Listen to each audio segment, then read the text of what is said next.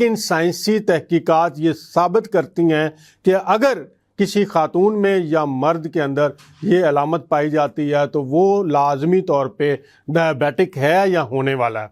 और वो अलामत है रात को सोते वक्त खराटे लेना।